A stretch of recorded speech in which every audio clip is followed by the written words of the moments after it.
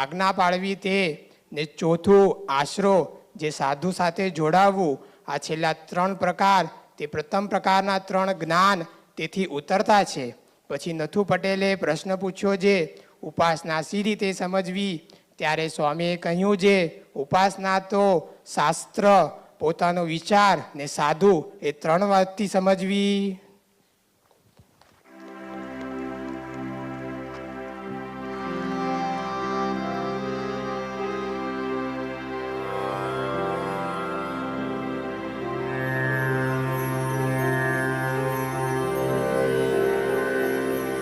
બ્રહ્મે મુહૂર્તે શયનં વિહાય નિજ સ્વરૂપ